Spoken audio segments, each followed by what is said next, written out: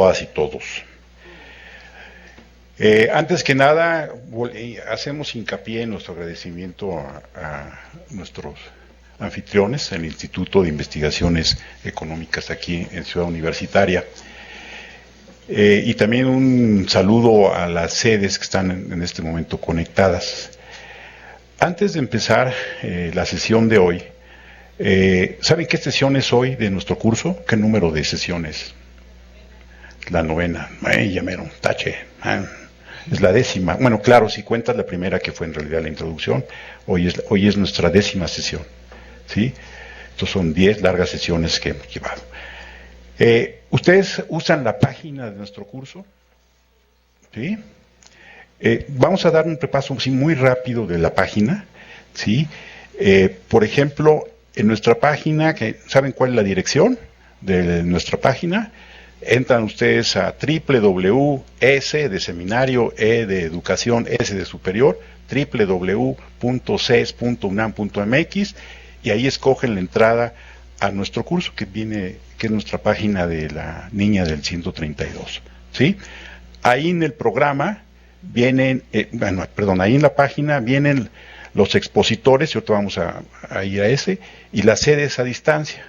Por ejemplo, si ustedes oprimen aquí sedes a distancia, claro, si esto funciona, claro, ustedes verán todas las sedes a distancia que están en estos momentos conectados, y algo muy importante, los responsables de cada una de las sedes. Como en estos momentos esto no está funcionando como debiera, pues no los vemos, entonces yo los quería saludar uno por uno, pero no lo vamos a hacer, ¿sí? Entonces, vean con quiénes estamos interactuando, vean quiénes son los responsables, incluso si quieren hacer preguntas de cualquier sentido, ahí están las direcciones, los correos, ¿sí? Y les voy a pedir un favor a las sedes, que si pudieran revisar los nombres que aparecen en la página y actualizar, si fuera el caso, los datos. ¿A quién hay que mandar la actualización de los datos? A Dora, ¿no? Pues, ¿a quién más sino a Dora, que es nuestra gran apoyo en todas estas cuestiones, ¿sí? Bueno, esta sesión, ¿cómo se llama nuestra sesión del día de hoy? Es la última del segundo módulo. ¿El segundo módulo de qué ha tratado? Ciudadanía, con altas y bajas. Ha habido ahí, como dijo Roberto, este es un término polisémico, esto de ciudadanía, entonces, pues con eso se escude todo el mundo, parte de concepciones incluso diferentes, ¿no? Entonces, es la sesión número 10, y ¿cómo se llama la de hoy? Los problemas de la educación cívica en México. Originalmente iba a estar con nosotros el doctor Durán, además de los colegas que los presentamos. Sin embargo, por problemas fuera de nuestro control, el doctor Durán no pudo estar, entonces hemos rearreglado la sesión de hoy en términos de una mesa redonda. Entonces, problemas de la educación cívica en México. ¿Quiénes nos acompañan? La doctora Benilde García Cabrero, el maestro Víctor Morales Noble, y el coordinador del módulo va a ser ponente en esta mesa redonda. ¿Quién es el coordinador de este módulo? El doctor Armando Alcántara. A mí en lo personal me da, no saben cuánto gusto estar aquí en esta sesión. Hace tiempo que no veía a dos grandes amigos, a la doctora, qué gusto verte, y muchas gracias por aceptar la invitación a participar en esta sesión, Benilde García. No, eso no se dice, no. Si ustedes van a su página, a la página de nuestro curso, y si esto funcionara, buscan aquí expositores, y debería, no funciona, no sé por qué, están abajo, ahí están. Está Armando Alcántara. ¿Y quién es Armando Alcántara? Entonces ahí viene una síntesis muy breve, pero de la maestra Benilde García casi no cabe. Tiene un enorme currículum, ¿no? Entonces, ahí viene.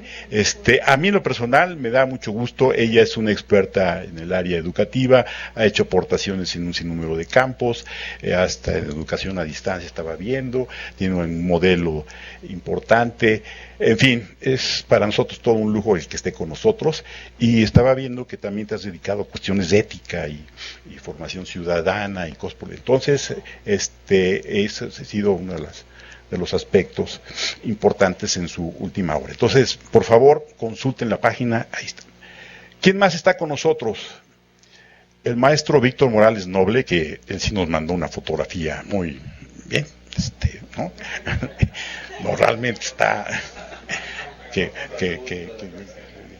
bien. Entonces, también es un gusto para mí que esté con nosotros el maestro.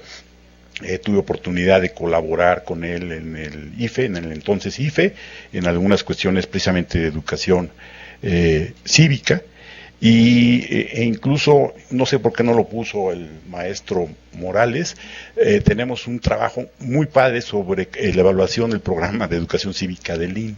Entonces, él ha estado trabajando mucho en cuestiones de ese tipo, los programas de educación cívica en la SEP, en fin. Entonces, es todo un experto en esas cuestiones y, Víctor, gracias por estar con nosotros, por haber aceptado esto. Ahora, ¿quién no merece presentación? Pues el maestro Alcántara, que ya es muy conocido por ustedes. De hecho, él debería estar presentando esto, pero como va a ser ponente, pues yo lo estoy presentando. Entonces, en la página pueden ver su currículum, que él sí es muy breve, muy modesto, pero si pusiera todo lo que hace, pues no cabría aquí la página. Entonces, ¿qué es lo que tratamos de hacer en este módulo? Abordar el problema. ¿Se acuerdan? Bueno, los que estuvieron hace un par de versiones del curso, cuando vimos el problema de derechos humanos y educación superior, surgió mucho la propuesta de los asistentes respecto a este problema, de cuál era la función de la universidad, la educación superior en cuanto a la formación ciudadana, un problema que abordó Roberto Rodríguez, y ha habido como dos o tres vertientes de cuál sería el papel de la educación superior.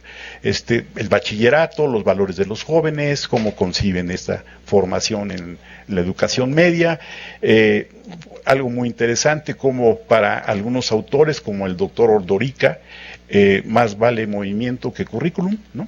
Como formación ciudadana, ¿no? En fin, entonces hay una serie de cuestiones.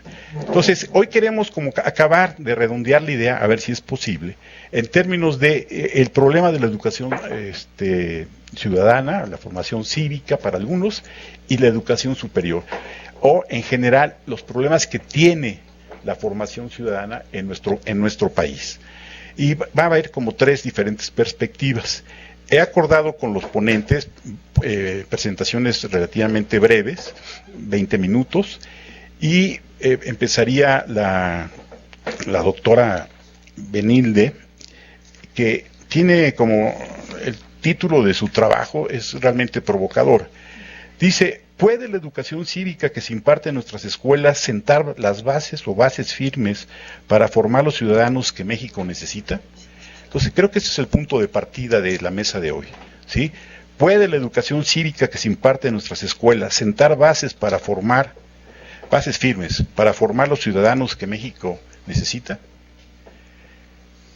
Una versión de una posible respuesta a esta pregunta la tendría el maestro Víctor Manuel Morales. Víctor Manuel Morales. Educación cívica en México, adoctrinamiento y candidez. ¿Sí? Entonces, veremos qué nos quiere decir con ese título. Educación cívica en México, : adoctrinamiento y candidez.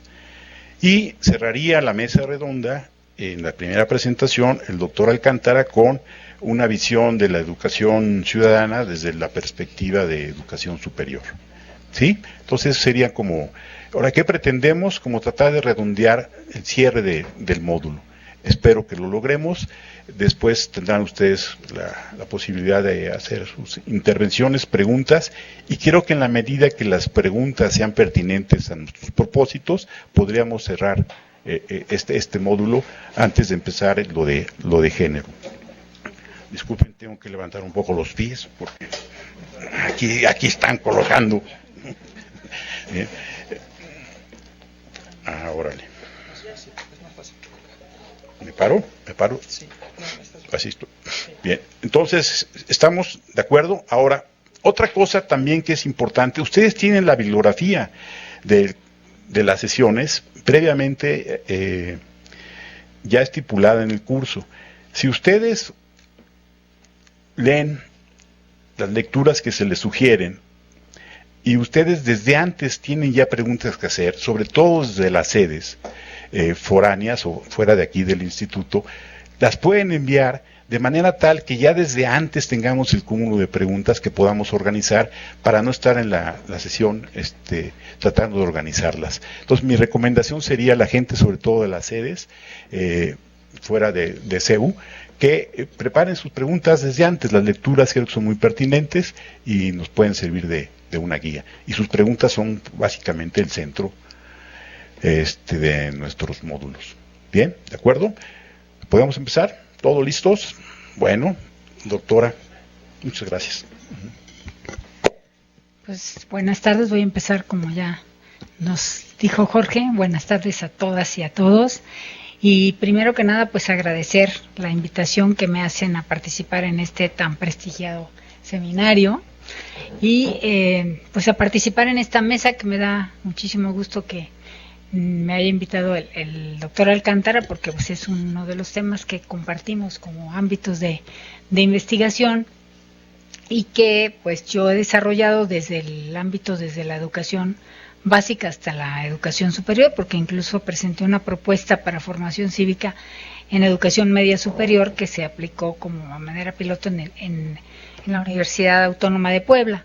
Y entonces, bueno, pues este ha sido un interés. Yo participé en el Consejo Consultivo de Formación Cívica y Ética y de ahí muchas de las experiencias con el currículum y su desarrollo, ¿no? Desde la reforma del 93 hasta actualmente. Y bueno, pues esto que yo les voy a presentar es una visión, ¿no? Crítica en relación primero con la propuesta curricular, que cuando estábamos en el Consejo Consultivo, él ya desaparecido, porque desaparecieron a todos los consejos por criticar, ¿no? las posturas, pero alcanzamos a publicar un libro que está en la página de la Secretaría de Educación Pública, donde se resumen muchas de estas posturas en relación con la propuesta, pero también hemos querido pues constatar esto. O sea, ¿qué es lo que ocurre en la práctica, no? O sea, del currículum vivido por los profesores en las aulas y, bueno, ver cuál ha sido el impacto, ¿no? de las propuestas. Entonces, le voy a pedir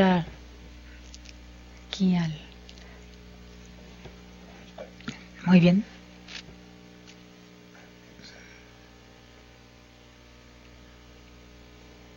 Muchas gracias. Entonces yo le voy a pedir al maestro Jorge Martínez cuando necesitemos avanzar, ¿no? Entonces, primero un poco, digamos, de antecedentes sobre la propuesta, ¿no? Y esto es lo que dice la Secretaría de Educación Pública. Digamos que esa es como que la situación A, ¿no?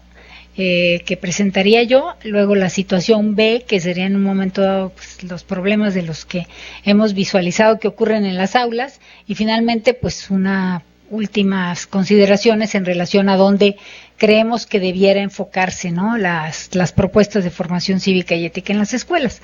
Entonces, lo que la Secretaría de Educación Pública, bueno, expresa como objetivos de la educación cívica, ¿sí? Que es, digamos, podríamos decir el corazón de lo que se podría denominar la educación ciudadana, que es ya transitar al ámbito semipúblico y público parlamentario, ¿no? O sea, el ciudadano, pues en el ámbito, digamos, semipúblico, que seríamos como cualquier ciudadano, ¿no? Los derechos y las obligaciones que tiene, y bueno, y los quienes transitan hasta ser nuestros representantes en nuestro sistema democrático, ¿no? Entonces, la intención de la Secretaría es pues contribuir a la formación de los ciudadanos a través de la formación cívica que se da en las escuelas y que se ha agregado a través de las reformas pues un segundo adjetivo que no solo es cívica sino ética, ¿sí? Y en el contexto de un país multicultural como es México, ver que se supone que una de las formas de enfrentar las intolerancias y los prejuicios pues es a través de esto, ¿no? Evitar que haya discriminación hacia los otros diferentes, ¿no? Respetar las diferencias y pues convivir democráticamente en este tipo de sociedades, ¿no? Entonces, si podemos pasar a la siguiente.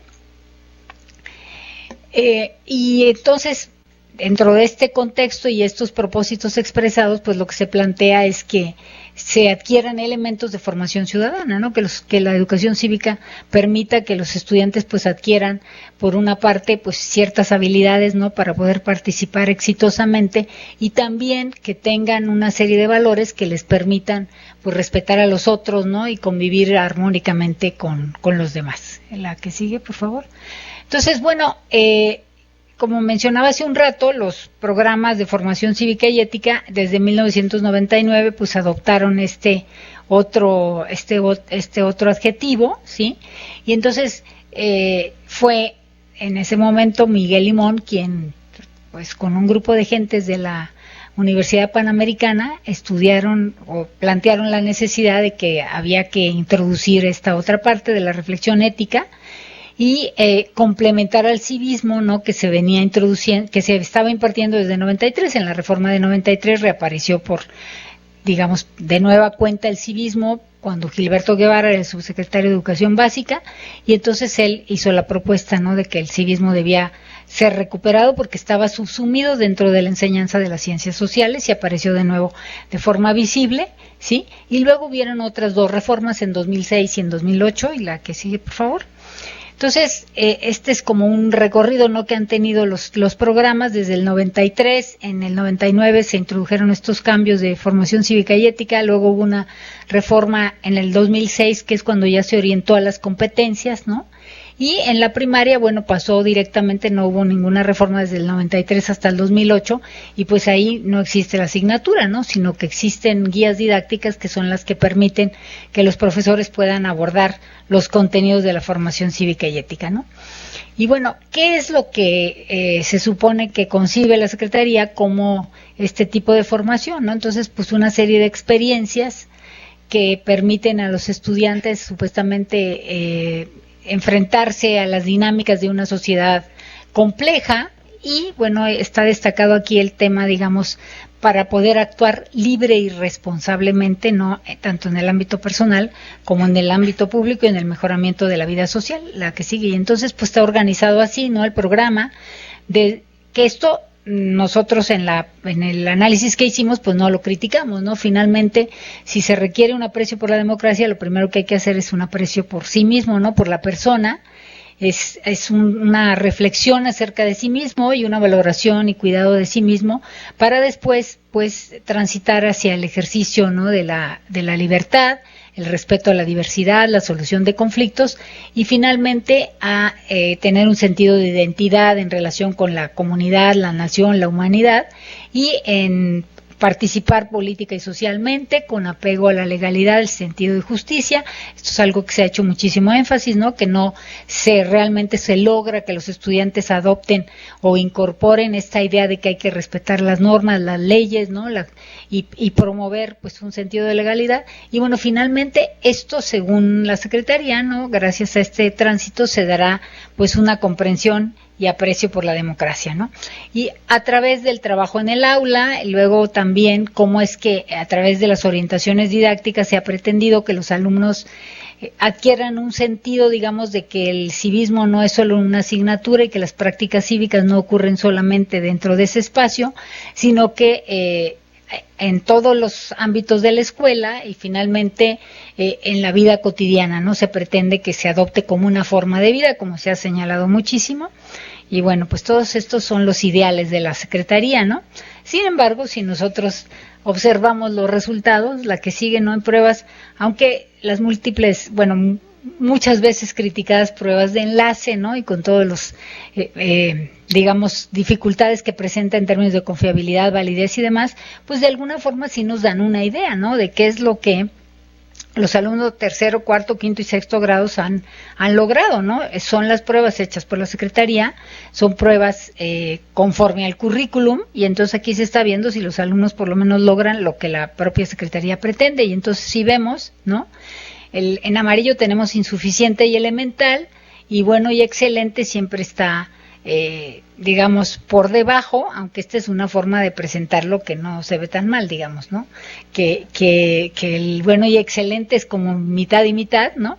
Pero por lo menos la mitad, y por ejemplo en cuarto el 60% de los estudiantes, pues no están logrando, ¿no?, los conocimientos y las habilidades y las actitudes que la misma Secretaría pretende.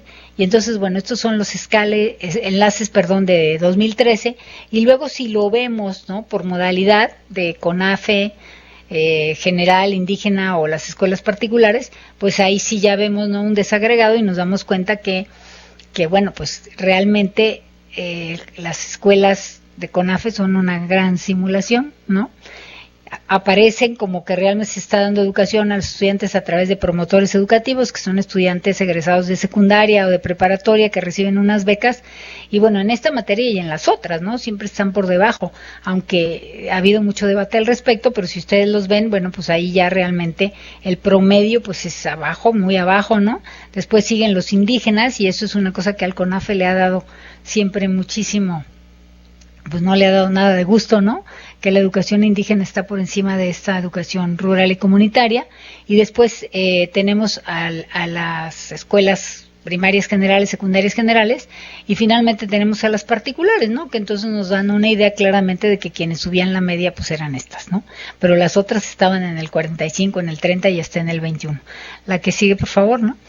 Y bueno, después tenemos unas pruebas que son mucho más respetables, ¿no?, que son las pruebas SCALE, los exámenes de la calidad y el logro educativo, que ahora serán sustituidos por las pruebas Planea en el INE, y entonces ahí vemos un promedio general, ¿no?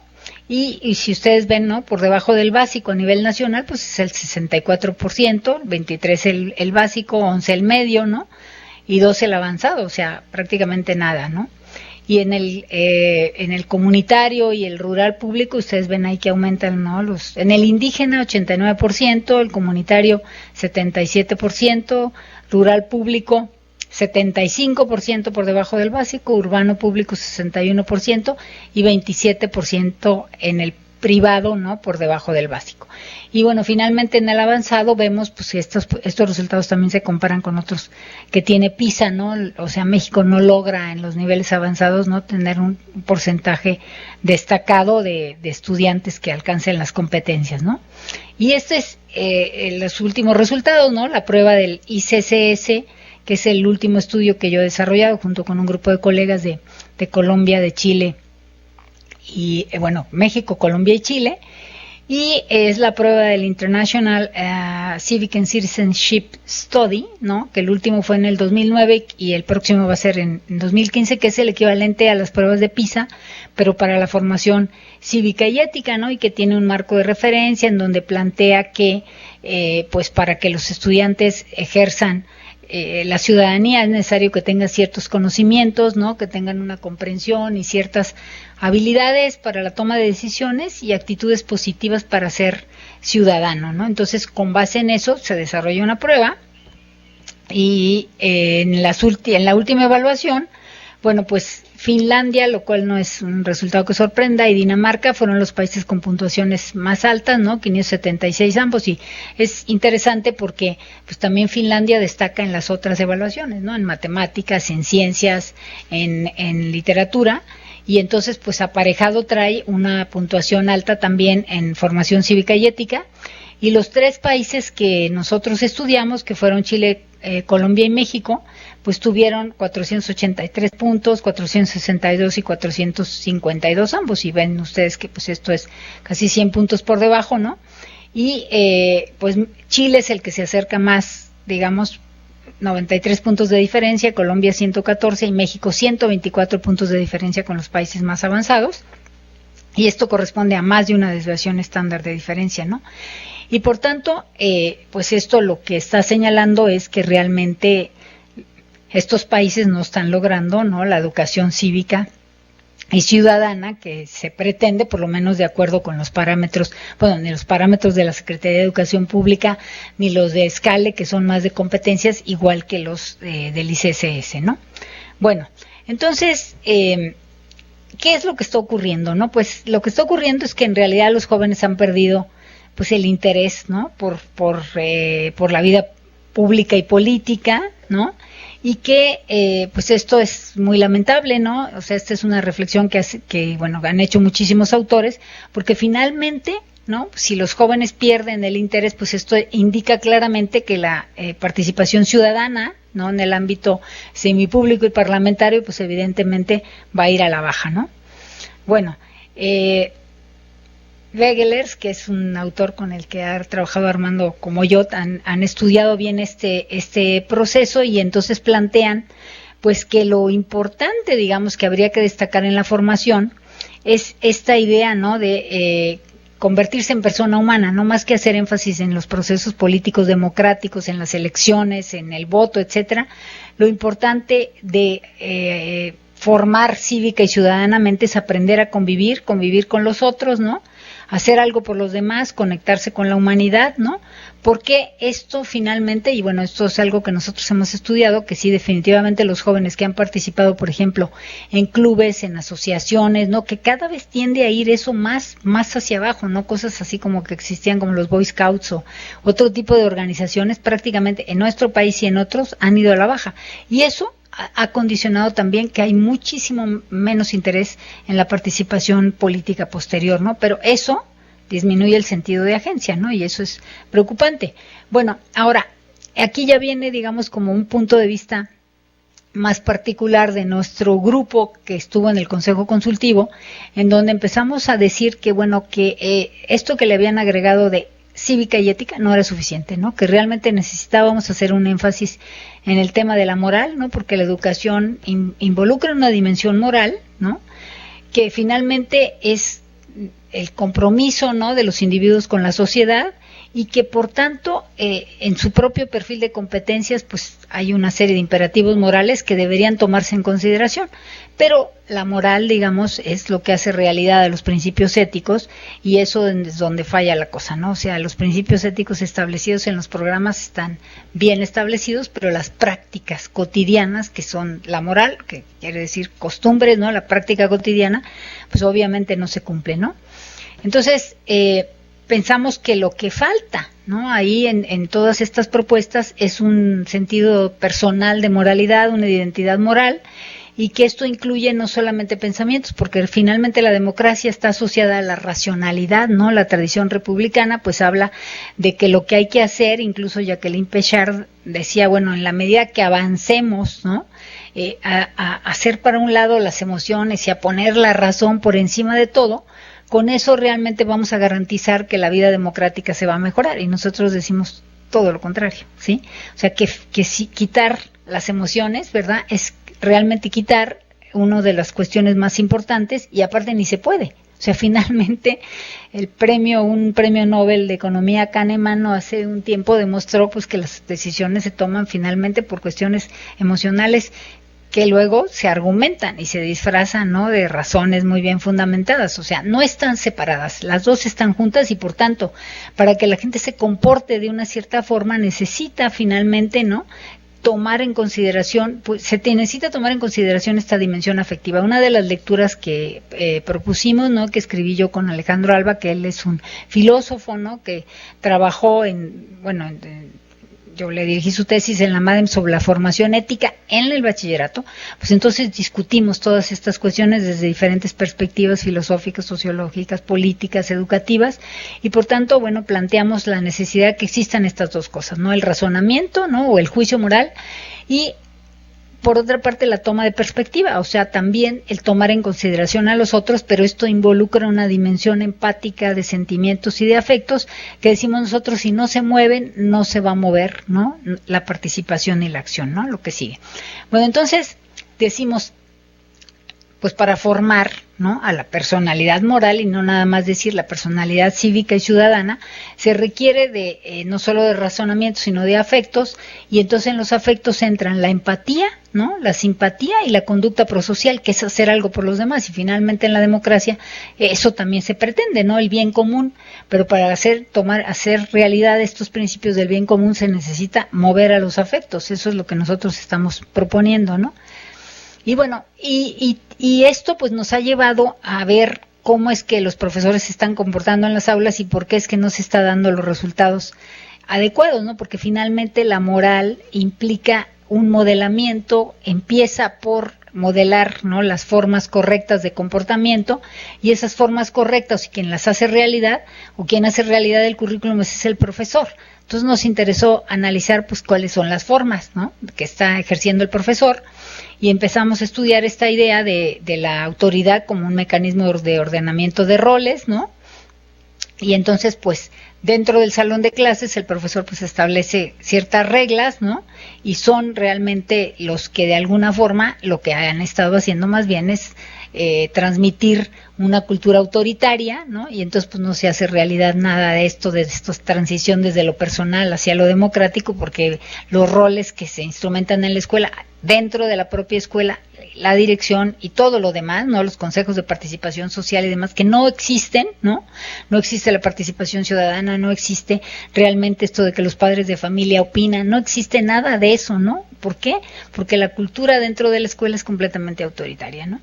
Bueno, entonces hemos estudiado esta cuestión, digamos, de qué es la autoridad, ¿no? Pues finalmente es la habilidad para hacer que otros hagan lo que necesitamos, o sea, quien ejerce es un acto interrelacional, o sea, se ejerce, involucra, o sea, no es que se posee, no es que el profesor va a ser una autoridad, sino que finalmente si no se comporta como tal y bajo ciertos parámetros, pues no va a ocurrir este ordenamiento, ¿no?, de la convivencia, este respeto a las reglas, inculcar los valores de la justicia, ¿no?, de la equidad, etcétera, si es que no se usan ciertas formas de autoridad. O sea, sí hay unos ciertos tipos, pero que no nos sirven para promover los principios éticos ni las formas de convivencia que se están planteando, ¿no? Entonces,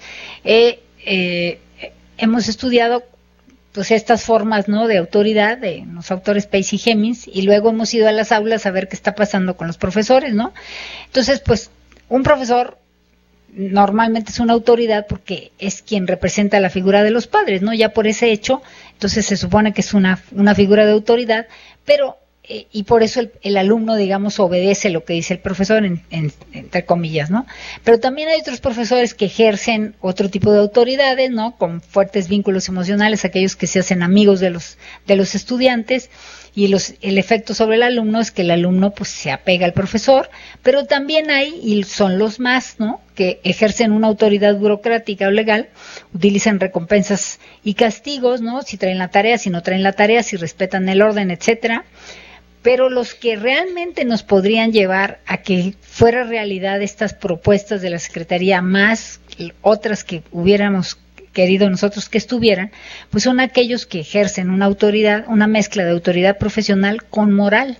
O sea, finalmente todos estos valores se tienen que modelar. Esto, nadie nace con estas, existen unas ciertas disposiciones, ¿no?, temperamentales que se notan desde los niños pequeños, pero esto se necesita entrenar. O sea, ser un experto en esto y ser un experto moral y comportarse éticamente es algo que se educa, pero para eso necesitan tener enfrente a una autoridad profesional. O sea, primero el respeto de los alumnos viene porque el profesor domine los contenidos, ¿no?, y por otra parte porque él mismo sea el ejemplo de los valores que trata de inculcar, ¿no? Entonces, alguna vez yo hice una investigación en el INE sobre las jornadas cívicas infantiles y juveniles, y todos los valores que se pretendían inculcar, pues el vocal que iba a inculcarlos pues empezaba a decir todo lo contrario, ¿no? Hablemos de respeto, a ver tú güerito que estás allá, ¿no? A ver, o sea, les ponía apodos, hacía una serie de cosas que obviamente contradecían absolutamente el valor de la semana, ¿no? Bueno, entonces finalmente, y esta, digamos, podría ser como una dimensión como más racional que debiera estar presente, pero por otro lado, lo que estudiamos nosotros es que en realidad se necesitaban muchas cosas, ¿no? Tanto la parte, decíamos, afectiva, que era la sensibilidad ética, el juicio ético, la motivación, pero también la parte de racional, y finalmente estos componentes iban a dar lugar pues a la acción ética, ¿no? Pero sin toda esta mezcla, pues esto no iba a ocurrir. Y bueno, aquí muy rápidamente, ¿no?, hemos hecho varios estudios, pero unos de estos en escuelas secundarias de la Ciudad de México, ¿no?, de segundo y tercer grado, estudiamos a 6 maestros, la que sigue, y medimos con una serie de cuestionarios, todos validados, estandarizados, etcétera, pues tanto esto de la reactividad interpersonal, qué tanto se conmueven ante ciertas situaciones, cuestiones de empatía, problemas sociomorales, ¿no? Que tienen que ver con razonar ante situaciones o dilemas, ¿no? ¿Qué tanto realmente están dispuestos a hacer cosas por los demás, ¿no? Que es el razonamiento prosocial. Y también medimos el antecedente del ICCSS, que es una prueba que medía conocimientos y actitudes cívicas, ¿no? Y bueno, ¿qué es lo que encontramos? Pues encontramos que en la empatía, ¿no? Que es esta cuestión de ver al otro, tomar perspectiva, ponerse en el lugar de los demás, preocuparse por ellos o sentirse mal frente a la desgracia ajena, pues finalmente hay unas diferencias de género, ¿no? Las mujeres, de alguna manera, yo creo por este rol, digamos, de cuidado, presentan una mayor tendencia a adoptar estas perspectivas, ¿no?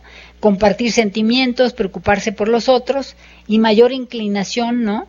A mostrar sentimientos de ansiedad y malestar frente a los malestares o a los problemas de los demás, ¿no? También encontramos, ¿no? En relación con el juicio moral, y esto es una cosa, porque además atrás de todo esto se supone que es razonar, tomar decisiones, pues no hay diferencias entre hombres y mujeres, y aquí están los famosos estadios por los que vamos transitando, y en el último, que es finalmente, digamos, un razonar de manera autónoma, pues no llegan, ¿no? O sea, el índice P es una cosa que combina a los otros, pero si ustedes ven ahí en esas grafiquitas, pues cada vez empiezan a bajar y a bajar y a bajar, y los últimos estadios, ¿no? Que son ya el estadio 5A, 5B, 6, pues están prácticamente en el suelo. O sea que los estudiantes al final de la secundaria no alcanzan los niveles de razonamiento y de juicio, ¿no? Y en el razonamiento moral prosocial, la que sigue, por favor. Igual las mujeres tienen mayor tendencia a prestar ayuda y los hombres tienen una perspectiva que se denomina ahí hedonista, ¿no? O sea, realmente deciden no prestar ayuda, ¿no? Entonces hay situaciones en las cuales se presentan dilemas y dicen, por ejemplo, tú eres un deportista de alto rendimiento y pues mañana vas a competir, pero te avisan que hay alguien en el hospital que tiene tu tipo de sangre y pues que tú eres el único que le puedes dar, pues ¿qué harías, no? Entonces los hombres tienden a decir, pues no le daba la sangre, ¿no? Y las mujeres aparentemente sí. Bueno, encontramos una serie de cosas, ¿no? Pero en conocimientos y actitudes cívicas, ¿no? También encontramos que las mujeres tenían mayor conocimiento sobre procesos electorales, derechos individuales, identidad nacional, participación política, etcétera, con una diferencia importante, ¿no? Sobre los hombres, pero además lo que encontramos, la que sigue por favor, bueno, que es que realmente está asociado, lo mismo que dijimos de Dinamarca, ¿no? De Finlandia, a mayor conocimiento, mayor, ¿no? Participación, mayores actitudes, o sea, eso es importante, ¿no? Entonces, bueno, vimos nosotros como en conclusiones que estos estilos de autoridad profesional y moral, ¿no? Condicionan efectivamente que los alumnos tengan mejores resultados. O sea que esto se necesita, como quien dice, un expertise cívico, un expertise ciudadano, alguien que modele frente a los alumnos y que si ejerce ese tipo de autoridad, entonces sí se hace realidad en las aulas lo que están pretendiendo los programas, ¿no? Y que entonces en estas situaciones pues hay normas de interacción establecidas por los profesores, pero los estudiantes pueden discutir, pueden razonar, ¿no? Y obviamente la empatía también está involucrada, ¿no? Bueno, entonces ya para terminar, ¿no? Pues sí creemos que esta es una asignatura pendiente, ¿no? Finalmente, en la reforma del 93, yo me quedó claro que y por eso me metí en este tema, ¿no? Realmente tenía interés más bien por la enseñanza de la ciencia y la tecnología, pero me pusieron a coordinar un grupo de profesores de formación cívica y ética y pues yo pensé que era el peor castigo que me habían dado en el mundo, ¿no? Porque evidentemente yo como estudiante de esas materias había pensado que era lo más aburrido que existía, pero oyéndolos discutir, o sea, me di cuenta, pues es que finalmente este país no va a salir de donde está por más ciencia y más tecnología, el problema está aquí, ¿sí? En realmente en el involucramiento, en la participación, en la toma de perspectiva, en hacer una serie de cosas que se llaman capital social, capital cultural, que luego es lo que condiciona que realmente se pueda participar, ¿no? Entonces, pues sí es, ya para no tomar más tiempo, se considera importante que los jóvenes reconozcan a partir de su propio proceso el significado y la importancia de la consolidación de una forma de vida democrática como vía de posibilidad real para una acción ciudadana y despertar en estos estudiantes la capacidad para asumir el compromiso de promover respuestas a las demandas sociales, desarrollar la sensibilidad frente a la injusticia y los abusos de poder, a fin de organizar una acción colectiva con medios legítimos, ¿no? Y entonces, pues se asume que la educación es la condición de posibilidad de una nueva conciencia. Hace rato escuchaba a Jorge que decía que Imanol dice que es, o sea, mucho mejor la acción, y bueno, sí, yo creo que la acción, pero la reflexión, ¿no? Para que realmente, pues la educación permite una percepción más enriquecida de la realidad, y hay que involucrar en esto también a los afectos, porque existe lo que se llama la desconexión moral, o sea, ya nadie se indigna frente a las injusticias, ni se espanta por cuántos muertos, o qué les hayan hecho, o cómo los hayan matado, etcétera, porque todas estas cosas están adormecidas, no existe esta desafección moral, ¿no? Y por tanto sí se requiere pues una visión más enriquecida de la realidad, que mueva la decisión y la acción transformadora y creativa de la sociedad. Y bueno, pues como la educación está ligada al tiempo vivido, pues es imprescindible que a través de la educación el alumno sepa más de sí mismo y del mundo. Muchas gracias.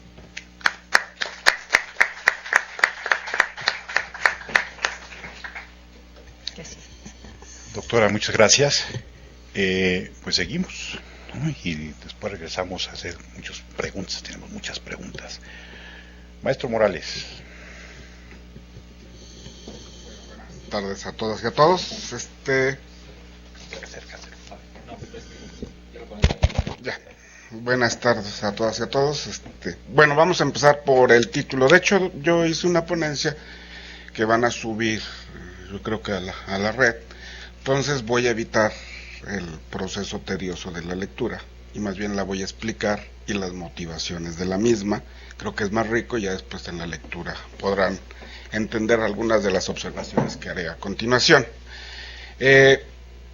Primer lugar, definiciones básicas. Educación cívica la entiendo como un proceso de comunicación entre seres humanos dirigido a propiciar disposiciones, conductas y aptitudes dirigidas al debido comportamiento en sociedad. Eso es el civismo. En realidad el civismo es propiciar o inculcar en otros seres la posibilidad del debido comportamiento moral. O sea, hay un conocimiento moral. Yo de hecho parto de la idea, y no es porque yo me apellide Morales, pero es que todos somos seres morales fundamentalmente, es decir, discernimos entre el bien y el mal, y fundamentalmente discernimos el bien. Y en este caso es para el espacio público, es decir, en tres ámbitos: el comportamiento debido hacia la autoridad, hacia los demás, y lo que espero de los demás, es decir, cómo espero que los demás se comporten en sociedad. ¿Y qué es la sociedad? Algo que nos identifica con un elemento igualitario. ¿Qué es lo que nos hace iguales? La ciudadanía. En todo régimen político hay educación cívica, hay pretensión de dominio e inculcar y aleccionar a la población a comportarse de debida manera para legitimarse y sustentar el dominio. Esto no necesariamente es malévolo, o sea, esa es nuestra historia, así somos en la familia, en las comunidades, en la religión, todo esto es así. Por eso somos seres morales y tenemos la capacidad de decisión. ¿Qué pasó? ¿Por qué la ponencia que yo presento a continuación se llama Adoctrinamiento y Candidez? Parto de un principio. En la década de los 50, a finales de la década de los 50, el Estado mexicano, después del intento de la educación socialista, por fin consolida una pretensión secular de que la educación fuera impartida por el Estado, basado en los criterios de identidad nacional, ¿sí?, de integrar un país diverso y multicultural, integrarlo con una identidad nacional para un acometido común, ¿sí?, y lo hace desde el Estado, ¿sí? Fundamentalmente, un instrumento fundamental y que pocos países en el mundo tienen, que son los libros de texto gratuitos. Los libros de texto gratuitos se convierten en la cartilla de la educación cívica en un Estado autoritario como el mexicano de los años 60. Y esto no es raro, todos los países dictatoriales, todos los gobiernos dictatoriales y autoritarios han sabido utilizar la educación cívica para crear un comportamiento debido. Casos destacados: el soviético, el nazi, los fascismos italianos o españoles y el mexicano. ¿Qué pasa con la democracia? Y muchos autores de la educación en términos de democracia critican precisamente que los regímenes de los gobiernos representativos han sido ineficaces en el ámbito de la educación cívica, se han perdido y no han sabido crear una voluntad hacia esa forma de gobierno. Tal vez está en el sustento mismo de la democracia, que es pluralista, que genera una serie de inercias hacia afuera, las famosas paradojas de la democracia que ya se abordan teóricamente, ¿no? De la diversidad, la pluralidad, la confluencia de intereses y desintereses.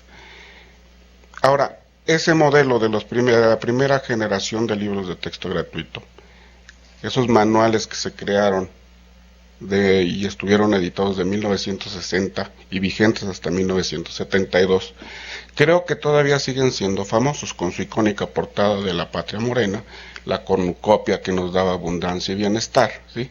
Pero además estructuraron todo un imaginario de cultura política fundamental que, desde mi punto de vista, sigue estando vigente hasta la fecha, y ese es precisamente el encuentro que se tiene con la transición democrática. Es decir, se implementaron una serie de valores y estructuras valorativas, una formación, un adoctrinamiento, ahorita voy a decir por qué es un adoctrinamiento, ¿sí? Tal, creado en tres ejes fundamentales: la identidad nacional reflejada en la patria. El segundo, el gobierno, y especialmente el presidente de la República, el presidente de la República, no la presidenta de la República, el presidente de la República representa a esa patria, ¿sí? Y tercero, el respeto a la ley, no como el respeto a la comunidad de iguales, sino como el respeto a los gobernantes. Esto que estoy diciendo está citado en los libros de texto gratuito de la primera generación, ¿sí? Nosotros debemos, la manera de respetar a nuestros gobernantes es respetando la ley, ¿sí? La patria está representada en la bandera y la bandera está depositada sobre Palacio Nacional, que es la sede del Poder Ejecutivo. El presidente de la República es el que administra el país y está interesado en el bienestar de todos nosotros y de que nos eduquemos bien. Todo esto está dicho explícitamente, ¿sí? Y curiosamente, a lo mejor me pasa un poco como Vázquez Montalbán cuando hizo la biografía de Franco, que uno acaba admirando todo el tinglado. Y sin embargo no es una visión de alguien interesado o malévolo, sino son los tiempos de la época. Se veía un México propicio a ser absorbido por los grandes polos de poder, el comunismo o el imperialismo estadounidense, y era necesario crear un mecanismo de identidad y defensa. Y la democracia estaba siendo utilizada, como va a ser en la cuarta generación de libros de texto gratuito, como una forma de intervención o presión. Entonces se crea una democracia sui generis, ¿sí? Muy especial. ¿Por qué ese adoctrinamiento? Tiene todos los elementos de la educación. ¿Aporta información? Sí, independientemente del valor que le demos a esa información, pero hay información. ¿Quién fue Hidalgo? ¿Quién fue Juárez? ¿Quién fue Morelos? ¿Cómo es nuestra historia? ¿Cuándo nos independizamos? ¿Qué es la revolución? Que hay dos dictadores que nos echaron a perder todo, que son Santana y Porfirio Díaz. ¿Sí? Hay información, hay formación, hay estructura. ¿Qué es más importante? La patria, la bandera, el sacrificio. O sea, hay una estructura de esa información, ¿sí? Hay la propuesta de hábitos, ¿sí? El buen ciudadano vota por sus gobernantes, y los gobernantes son los que mandan, y los gobernantes siempre son otros, ¿sí? Las mujeres están excluidas de la vida pública. Los indígenas son seres menores que requieren nuestra conducción, ¿sí? Los extranjeros son seres que requieren cuando menos nuestra suspicacia, o si no que nuestra sospecha, porque como ellos no comparten nuestra cultura, son capaces de disgregar nuestro país, como en el caso de Texas. O sea, todo esto lo va diciendo. O sea, toda esta formación está y está de esa forma. ¿Qué va a pasar? ¿Por qué se genera? ¿Por qué surge la necesidad de crear nuevos libros de texto? Sin duda, finales de la década del 68. Movimientos sociales, movimientos emergentes. Curiosamente, este Estado que había dicho que el buen gobierno es el que ve por el bien de sus pobladores y defiende a la patria frente a los extranjeros, estaba en problemas. El desarrollo estabilizador empezaba la crisis, ya no nos va tan bien, ¿sí? El gobierno ya no es tan bueno puesto que no nos va bien, y aparte tenemos la amenaza externa y el gobierno empieza a cooperar con los países extranjeros. Empieza también una noción de nacionalismo más fuerte, que incluso polos ideológicos como la derecha y la izquierda se van a identificar con ello. Vamos a ver en la cuarta generación cómo la derecha y la izquierda se pelean por esta educación. Segunda generación, el nacionalismo ya es multicultural, ¿sí? Ya no somos una nación única, ¿sí? Sino que ya hay regiones, hay vestidos distintos. Todavía no entra la idea de las lenguas indígenas, ¿sí? Pero sí ya hay comportamientos distintos. Lo único que nos une es nuestra historia común y el futuro común. ¿De qué depende el futuro común? De lograr defendernos de las potencias externas. Y hay otro elemento también que empieza ya a funcionar, que es el aspecto de los valores abstractos universales como son los derechos humanos. En los libros de la segunda generación empieza a vislumbrarse ya la idea de los derechos humanos declarados por la ONU. Se empiezan a exponer y se empiezan a establecer. A diferencia de la primera que hablaba de derechos y deberes, que era la Carta de la OEA. Tercera generación, ¿qué va a pasar con esta? La primera etapa dejó un poco la idea de que debía ser la manifestación del Estado para convertirse en el instructivo de cómo debemos comportarnos en una realidad política donde las reglas no están escritas. El libro de Ciencias Sociales de cuarto año, ¿sí?, nos explica de manera muy cruda cómo un diputado tiene que interceder ante un presidente municipal para lograr que el presidente de la República le dé dinero. Tráficos de influencias, corporativismo, sindicalismo, todo eso aparece en el libro y se empieza a enseñar. Y ahí con una frase tajante: todo colectivo siempre está conducido por alguien. Ese alguien es el que manda. Y el que manda tiene el objetivo de ordenar la vida de todos los demás en interés de nosotros mismos. Es decir, ya se olvidó la identidad nacional y se empieza a trabajar como ya forma, adoctrinar en hábitos. Hay información, mucha información, son los libros donde aparece el Che Guevara, Mao, Fidel Castro, pero conducidos por la autoridad nacional, por la educación. Tercera generación, ya viene el tiempo de la crisis económica, ¿sí? Estamos en 93, en el año de 93, y estamos bajo la égida del consenso de Washington y ya un nuevo orden mundial. ¿Qué es lo que se necesita? De hecho, la democracia siempre ha sido una democracia sui generis en el caso mexicano, pero en la tercera generación lo importante es el desarrollo, ¿sí? La construcción de capital humano. El alumnado debe aprender que si está bien informado y bien capacitado, le va a venir un buen futuro, definitivamente. Y entonces la formación ética, definitivamente, de la formación cívica, pero educación cívica se pierde definitivamente de los textos, queda subsumida en ciencias sociales, que ya desde la segunda ya estaba subsumida porque también estaba en ciencias sociales. Historia y civismo nada más va a ser en la primera generación, pero se veía más actividades, incluso en los libros de ciencias naturales se ve de una manera maravillosa la presencia de la igualdad de la mujer en los de ciencias naturales. Pero ya para la tercera es información, información, información. Los libros de lengua nacional que antes enseñaban muchos aspectos de civismo se van a volver de gramática, lo cual no necesariamente está mal, estoy diciendo más bien cómo son los cambios. Y eso se va a reproducir en la reforma de 2008, ¿sí? Esta idea de que hay que recuperar la formación ética. Ya la Tapí había dicho, la educación moral se olvidó en México desde la mitad del siglo XX. Se olvidó las aspiraciones de la Revolución Mexicana de sustentarse en valores ahistóricos. Eso yo digo que es válido si se asume que no hay reflexión axiológica, es decir, al Estado nunca le ha interesado saber si los valores que promueve son válidos en la realidad, se sustentan, son prácticos, los valores valen, no le importa, simplemente los vierte.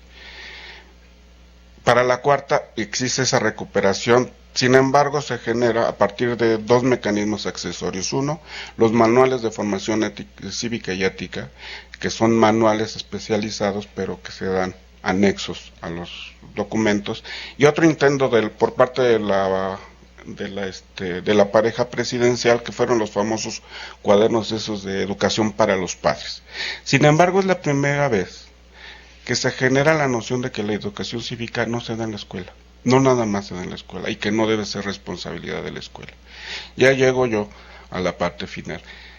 Es un adoctrinamiento y una candidez, porque la educación que nos dan es eso, información donde no importa la reflexión axiológica. Entonces una instrucción es como entrenar a alguien.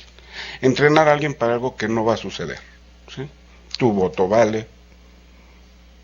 Si tú entras al sistema del IFAI y pides información, vas a lograr que el Estado se controle, que haya rendición de cuentas. Entonces sabemos eso que no es cierto, no es práctico. Tiene que haber una movilización o algo.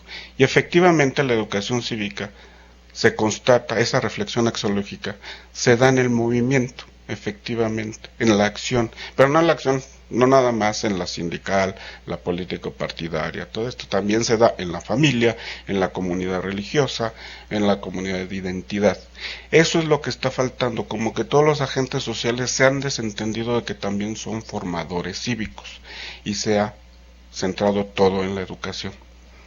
Eso es principalmente lo que yo vengo a decir aquí, ¿sí? El éxito del modelo educativo mexicano estuvo en que realmente nos creímos que con la educación todas las personas van a entrar así, a la manera de la película de The Wall, de Pink Floyd, de que entramos a la maquinita y ya salimos formaditos, ¿sí? Cuando en realidad es multifactorial, y desde la familia, desde la escuela, desde la religión, todo esto se va formando y deben ser complementarios. Lo que ha sucedido ahorita, los datos que doy yo aquí sobre Latinobarómetro, México es el país con el menor porcentaje de población que está satisfecha con su democracia. Todos están insatisfechos con su democracia. Pero el 85% de los venezolanos creen en la democracia, pero el 30% no creen en su gobierno, es decir, es una visión muy crítica. Creen en la democracia, pero no creen en su gobierno. Nosotros no creemos en la democracia y no creemos en nuestro gobierno. Y esto, si ustedes lo ven por grupos de edad, van a descubrir que los sectores que no vivieron su edad escolar, que vivieron su edad escolar cuando no había libros de texto gratuito, piensan de manera similar a la población que vivimos nuestra edad escolar cuando estaban vigentes los libros de segunda generación. Y los menos proclives a la democracia son los que vivieron su edad escolar durante la primera generación de libros de texto gratuito. No estoy asumiendo que ellos leyeron los libros de texto y los aprendieron y los consiguieron. Al final de cuentas, para mí el libro de texto es la huella, es un testigo cultural de la cultura política de ese entonces. Entonces estoy diciendo, esa cultura vivían y así estamos. Aunque creo que lo necesario, en la ponencia lo digo porque se me está acabando el tiempo, es que lo que se necesita es definitivamente con urgencia, porque estamos disgregándonos en términos valorativos de reflexión axiológica. Los jóvenes piensan otra, los ricos piensan otra, los pobres pensamos otra cosa. Lo que se necesita es un programa nacional de educación cívica, definitivamente, no conducido por el gobierno, sino donde el gobierno participe, donde participen los medios de comunicación, donde participen organizaciones civiles, organismos internacionales, ¿sí? Porque también hay una larga experiencia en ese término, ¿sí? Las familias, ¿sí? ¿Cómo hacemos para hacer ese gran consenso nacional a partir de un programa nacional? Creo que la universidad podría ser una buena instancia que iniciara ese pequeño proceso, a ver si lo podemos llevar a cabo, porque la educación cívica aparte se ha entendido que siempre es nada más para la población infantil y después se abandona, ¿no? Yo me acuerdo en secundaria los libros de civismo que nos daban, que eran realmente una monserga, porque eran instructivos de usuario que nos decía cómo funcionaba el modelito, pero nunca nos dijeron cuando dejaba de funcionar qué hacíamos, ¿no? Entonces, manuales legaloides que nada más daban instrucciones, pero no permitían la reflexión axiológica. Entonces sí se necesita que también se incorporen de educación cívica para adultos y para toda la población en general. Desperdiciamos tiempos en comunicación social y no damos información, sino propaganda. No damos estructura, sino pontificamos. No damos hábitos, sino más bien regañamos a la gente. Por ejemplo, en el INE, un título desafortunado fue la encuesta que se hizo, que fue sobre la calidad de la ciudadanía. Habíamos quienes pensábamos que no era un informe sobre la calidad de la ciudadanía, sino la calidad de los gobernantes, ¿no? Porque al final de cuentas uno responde ante la situación que está ahí. Eso es el civismo. Cómo respondo ante la autoridad, ante los demás, y cómo espero que los demás respondan. Esto es en síntesis lo que está en la ponencia. Los dejo a su consideración. Gracias.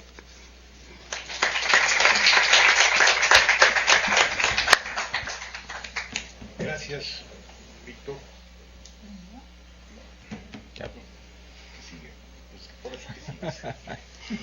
Gracias.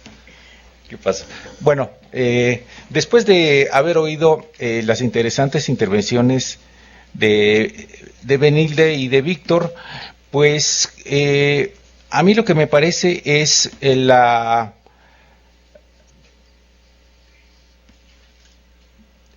la universidad y, bueno, la educación superior en general, porque no toda la universidad es educación superior, entonces, esta que señaló Víctor de la responsabilidad que tiene o que tendría la universidad en una reestructuración, por llamarlo de alguna manera, de la educación cívica, pues se antoja muy prometedora en el sentido de lo que sería un plan para mejorar esta educación cívica que pues nos ilustraron cómo es que ha tenido estas distintas etapas, ¿no?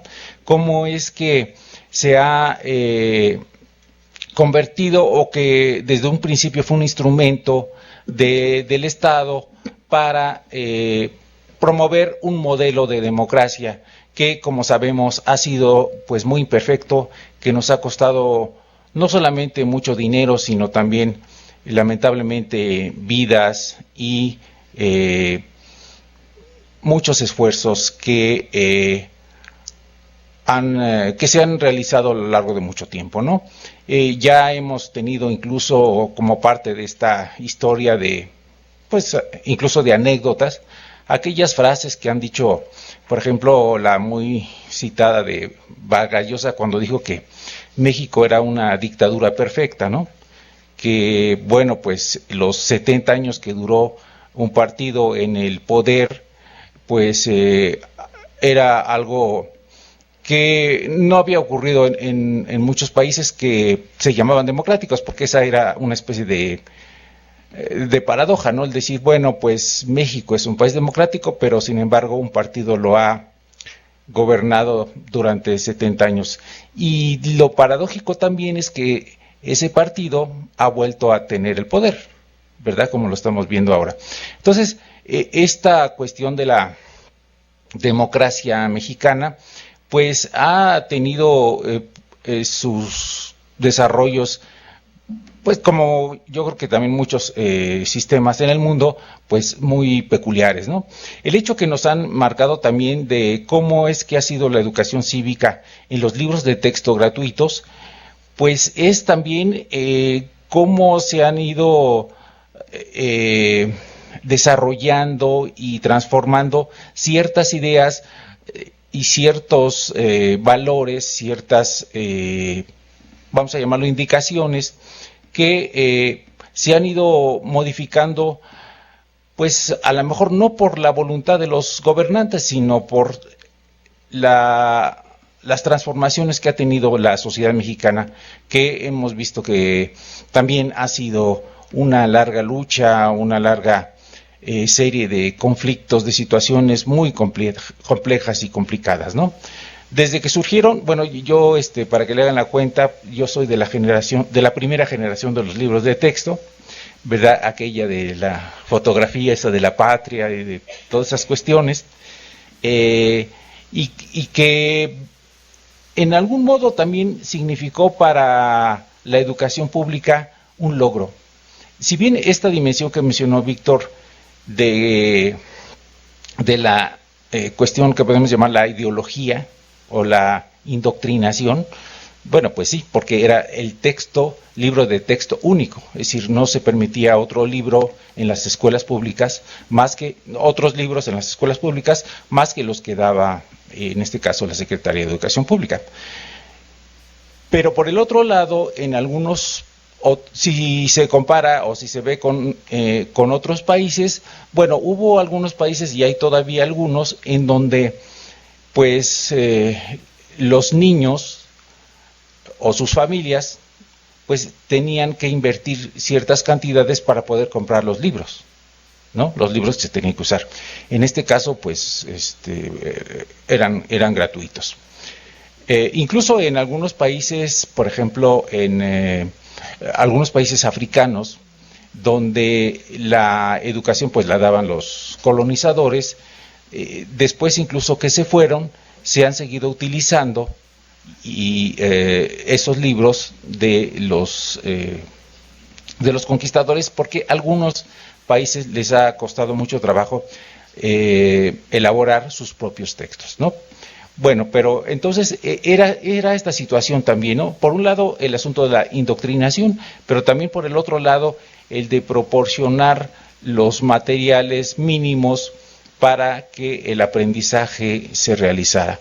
Y bueno, por supuesto que el gobierno en este sentido pues daba su propia alineamiento, su propia visión de lo que sería la historia, de lo que sería la ciudadanía, y bueno, de esa manera pues se iba transmitiendo a los educandos esta visión que tenía el Estado. Sin embargo, como también lo ha señalado tanto Benilde como Víctor, pues una cosa era lo que pasaba en la escuela y otra cosa lo que pasaba afuera. Es decir, la sociedad mexicana pues ha tenido grandes y dramáticas transformaciones, grandes luchas, ¿no? Y esto ha ido pues transformando el contenido de la educación cívica. Bueno, y lo han dicho a través de los niveles básicos. Ahora, ¿qué ha pasado en la educación superior? Pues hemos visto que la educación superior hasta hace poco tiempo era un nivel al que solamente podían acceder muy pocos habitantes de este país, ¿no? Si bien en los últimos años ha crecido la cobertura, actualmente se calcula que es como del 30%, más o menos 30, algunos le ponen al 33, otros al 32% de la población en edad de 18 a 24 años, pues sin embargo ha tenido una influencia social importante, ¿no? Todos sabemos y recordamos cómo en el movimiento de 1968, pues tuvo una repercusión social muy importante en el país y también pues contribuyó de manera relevante a que hubiera una apertura del sistema político, que hasta entonces era muy cerrado, era muy autoritario, ¿no? No ha dejado de ser autoritario, pero ha habido avances que pueden ser innegables, ¿no? Y en ese sentido, el movimiento del 68 fue uno de los que más han contribuido a esta situación, ¿no? Recordemos cómo, de hecho, en el siguiente gobierno después del movimiento, el de Luis Echeverría en los 70s, pues así se llamó, como lo señalé hace ratito, ¿no? Apertura democrática, ¿no? Un apoyo importante a la apertura y a la expansión de la educación superior pública. Se crearon en esos años muchas universidades públicas por todo el país, ¿no? Pero sin embargo esa apertura no fue suficiente. Después, si aquí me corrige mi colega Víctor, creo que fue por ahí de los 1976, ¿no? Que hubo una ley electoral de procesos electorales que también permitió, ya con López Portillo, abrir un poco más el sistema, ¿no? Y así se fue abriendo más. Después hubo ya la representación, bueno, primero la legalización del Partido Comunista, después la participación de él en los comicios, después la creación de otros partidos, la cuestión de la representación proporcional en la Cámara de Diputados, en la Cámara de Senadores, en fin, se fue abriendo esto, ¿no? Por supuesto que la universidad ha tenido algo que ver en esto, no es de gran influencia debido a su número, porque, como les digo, no son muchos, lamentablemente, los jóvenes que tienen la oportunidad de ir a una institución de educación superior, pero también es característico de las instituciones, de las universidades, sobre todo, de que en sus aulas, pero no solamente en ellas, sino en sus campus, en lo que pasa afuera de los salones de clases, pues hay también procesos importantes de politización y de alguna manera llamarlo también de educación cívica. Hemos visto cómo la vez pasada nos habló de esto ampliamente Imanol Ordorica, cómo la ciudadanía se ejerce en la universidad de una manera importante en los movimientos estudiantiles, ¿no? Y esos movimientos estudiantiles, en mayor o menor medida, logran a veces cambios importantes, ¿no? No sé si Imanol mencionó que, bueno, los movimientos estudiantiles a veces son esporádicos, son a veces de origen muy espontáneo, duran a veces poco tiempo, pero que en ocasiones logran cambios importantes, no solamente en México, lo estamos viendo en otros países.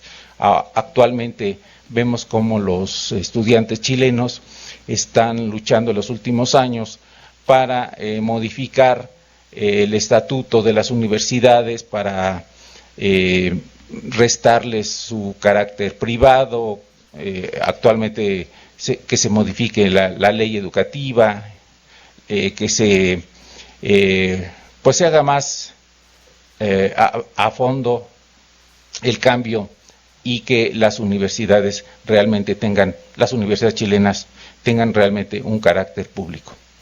Entonces, en este sentido, la universidad, por llamarlo de manera genérica, pues es un espacio, si se pudiera llamar privilegiado, en el que la ciudadanía se puede ejercer, ¿no? Es decir, cuando los jóvenes, y seguramente ustedes han tenido esa experiencia en su paso por las aulas universitarias, sobre todo en las universidades públicas, a lo mejor en alguna privada también sucede, pero yo creo que más en las públicas, se da este conocimiento, no solamente teórico, sino esta vivencia de los problemas y de lo que pasa en la sociedad, y no solamente en la sociedad mexicana, sino en la sociedad mundial, ¿no? Es decir, aquí cuando uno entra a la universidad y empieza a ver lo que hay en las afueras, es decir, cuando vemos las manifestaciones o vamos a alguna conferencia, o vamos a tantos eventos que suceden en las universidades, vamos tomando una conciencia mayor de lo que son estos grandes problemas sociales, ¿no? Y en ese sentido, pues estamos haciendo y obteniendo conocimiento de la ciudadanía. Porque además, por la propia cuestión biológica, es en la universidad cuando los estudiantes pues se hacen mayores de edad, algunos ya llegan, pero otros se hacen mayores de edad, y es cuando menos en lo que se refiere a la emisión del voto, son ya, digamos, jurídicamente ciudadanos, ¿no? Pero como les digo, no son muchos, lamentablemente, los jóvenes que pueden entrar a la universidad, pero sí se hace esta movilización y esta cuestión de cómo se va, digamos, difundiendo al interior de la sociedad lo que pasa en la universidad. Es decir, los jóvenes, y más ahora con los medios que se tienen electrónicos, las redes sociales, ¿verdad? Los movimientos estudiantiles o la participación de los estudiantes en los movimientos sociales se hace más extensa, ¿no? Entonces, en este sentido, es un buen ejercicio, diríamos, de lo que es la ciudadanía. Además, bueno, también cuando los jóvenes terminan sus estudios, se gradúan, algunos entran desempeñar pues ciertas funciones en distintos ámbitos del sistema productivo, del sistema laboral, pues también ahí algunas veces llevan aquello que aprendieron en la universidad, ¿no? Y entonces así se expande todavía más lo que sería la ciudadanía universitaria. Pero también al interior de la propia universidad se puede hacer o se puede ejercer la ciudadanía de alguna manera. Y esto es como cuando los estudiantes participan en los órganos colegiados.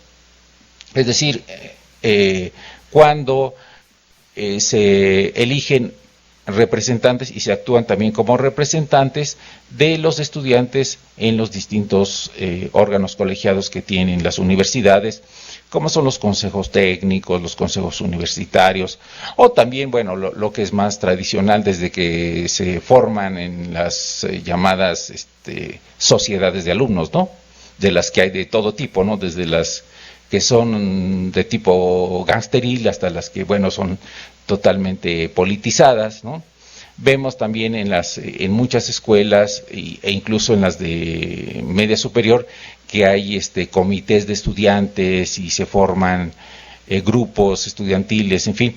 En esta época de la vida estudiantil, ¿verdad?, que se va teniendo esa actividad, esa conciencia de lo que es la política y que de alguna manera eso también es relacionado con lo que sería la ciudadanía, ¿no? Creo que esto pues sería una buena contribución de la universidad. The meeting has been automatically extended. Ah, caray. Me están boicoteando. Ok, ¿ya se acabó el tiempo? Sí, ¿verdad? Todavía me quedan ¿cuántos minutos? Se acabó la llamada. Bueno, entonces, esta cuestión, les digo que en donde la universidad es el espacio donde se discuten muchas ideas del más variado tipo, no solamente pues las que tienen que ver con lo que sería la materia del conocimiento, de la disciplina, la interdisciplina, etcétera, sino con todas las cuestiones de las grandes corrientes filosóficas, históricas, económicas, etcétera, ¿no? Y también, bueno, pues las cuestiones sociales. Universidades públicas importantes, pues son también propositivas, ¿no? Es decir, se involucran en los problemas de las comunidades, de los estados, del país, para hacer no solamente la crítica, sino también la propuesta. Entonces, en ese sentido, creo que la universidad cumpliría con esta cuestión que en algunos lados también se le ha llamado actualmente parte de lo que sería la responsabilidad social de la educación superior. Es decir, cómo la universidad puede contribuir de distintas maneras a que la sociedad solucione o cuando menos plantee de manera clara sus problemas, ¿no? Cómo es que los organismos internacionales, por ejemplo la UNESCO, en sus conferencias mundiales sobre la educación superior, la que han tenido en el 2009 o la que tuvieron en el 1998, pues sugieren las formas en las que la universidad puede contribuir al fortalecimiento de la ciudadanía, ¿no? Y en ese sentido, bueno, obviamente a través del cumplimiento de sus funciones sustantivas, ¿no? Lo que la universidad tiene que hacer, ¿no? O sea, la docencia, la investigación, la difusión de la cultura y el conocimiento, como también en el ámbito de su autonomía, de la autonomía que tienen pues muchas de las universidades públicas, pueden llevar a cabo estas cuestiones de discutir y también hacer propuestas sobre cómo mejorar la ciudadanía y convertir la ciudadanía en una ciudadanía activa. Porque como bien lo señaló Víctor, una de las cosas que se han visto en la actualidad y que preocupa a mucha gente es ese desencanto por la participación política, ¿no?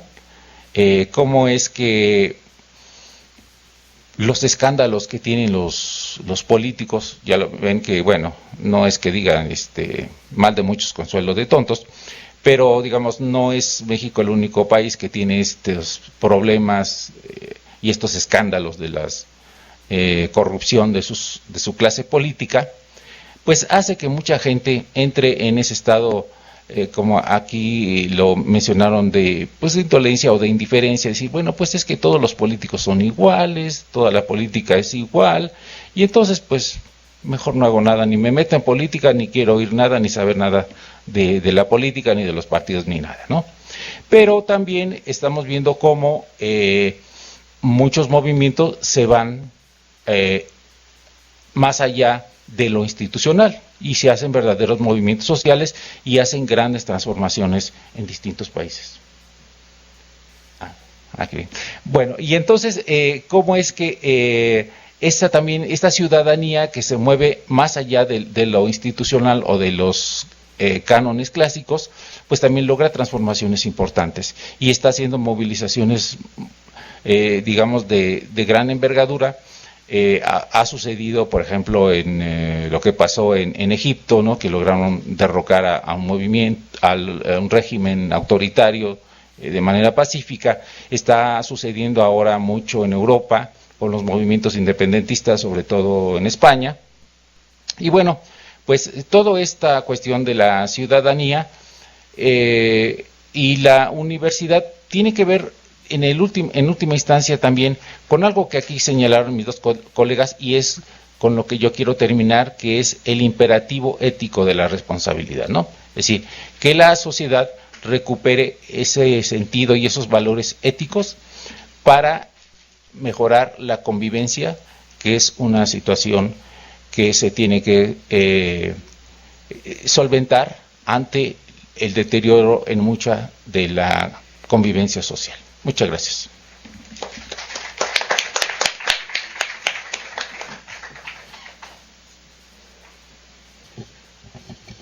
Pues muchas gracias, Armando. Tengo la impresión que podemos plantear un sinnúmero de preguntas en relación a las tres presentaciones. Quizá podríamos plantear, y sobre todo a raíz de algunas de las preguntas que ya nos llegaron de la Enes León, de la BUAP, y bueno, más bien dos de la Enes León, algunas preguntas generales para que de manera también así como tratando de encontrarle un consenso a partir de las tres presentaciones, nuestros invitados el día de hoy las puedan contestar. Creo que podemos sacar algunas experiencias. Me da la impresión de que seguimos abordando el problema de la formación ciudadana de diferentes perspectivas que no han quedado de manera, desde principios de la primera sesión, de manera explícita. O sea, cuál es el enfoque teórico, cuál es. En la presentación de la doctora, creo que hay un planteamiento inicial que valía la pena retomar en términos de por qué esta formación ciudadana, por qué los sistemas educativos nacionales, que es un poco lo que plantea Víctor, asumen ese papel, y cómo, a pesar de que hoy en día se plantea de que es un poco la conclusión del maestro Morales, de que debe no ser un solo organismo quien se encargue de esto, de alguna forma el trabajo que plantea la doctora en términos de la pregunta inicial, pues nos lleva a la conclusión de que ha fallado por completo el Estado mexicano, a través de su Secretaría de Educación al menos, en lograr lo que se ha propuesto. Entonces, ¿por qué no retomarlo? Sin embargo, en el camino que se van dejando ahí como tareas, que la educación superior tiene un papel que jugar aquí, etcétera, hay preguntas. Por ejemplo, a mí me brinca el problema de la evaluación a través de varias pruebas estandarizadas de la formación cívica de nuestros estudiantes, pero que a final de cuentas recae en el problema del maestro, que es un poco la idea de que hoy en día tiene la SEP, de que los problemas educativos son del maestro, ¿no? Y entonces hay que valorar al maestro, y entonces como no es entonces hay que castigarlo.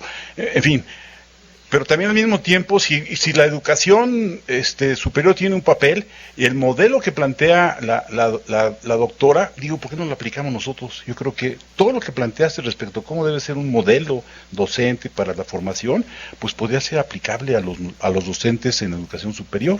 O sea, en fin, como que cada una de las intervenciones plantea un sinnúmero de interrogantes que pueden hacer planteamientos que puedan reunir ideas conjuntas de las tres presentaciones.